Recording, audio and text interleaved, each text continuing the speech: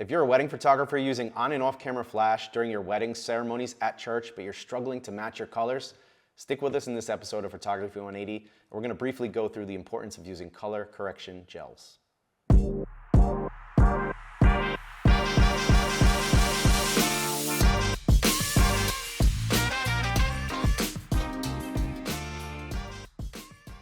Hey everyone, welcome back to the series. As I said, this week is all about using color correction gels for our wedding ceremonies, especially in churches or other indoor spaces.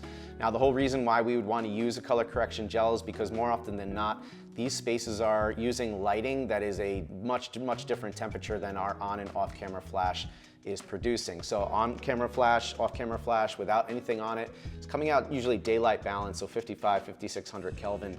Whereas more often than not, I find that in churches, we're getting more of a tungsten light, which is a little bit more down towards 3200 Kelvin. So in order for your light coming out of your flash to match the ambient lighting in the room, we have to use a color correction gel of some kind. Now, we use the MagMod system for our gels, whether it's a range of CTOs from a quarter to a half to full, or CTB, or also plus green.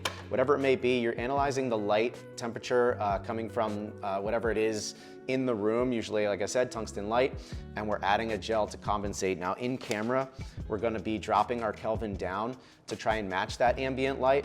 So usually I'm dropping that Kelvin down at say to 3500, 3600 Kelvin, and I'm putting on that CTO gel. I'll put a quarter CTO on my on-camera flashes, and for my off-camera flash, I'll usually have a half CTO gel.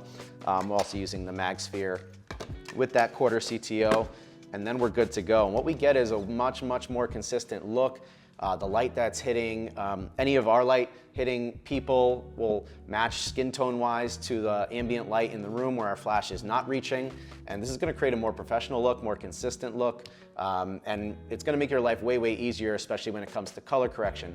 Whether you're doing that manually or we use Aftershoot Edits 2.0, which is absolutely incredible, trying to color correct an image that is so severely unbalanced is gonna be very difficult no matter what. To save time, it's a small investment to add these gels and to get used to that process of just analyzing the light in the room. This is gonna help not only during the ceremony itself, but after the fact, if you're taking portraits, family portraits, or portraits of the bride and groom, you're gonna get more consistent results there. And also, as I said, sometimes you're just taking detail shots of the church, architectural elements. You want everything to be even and matching, and this is the only way to go.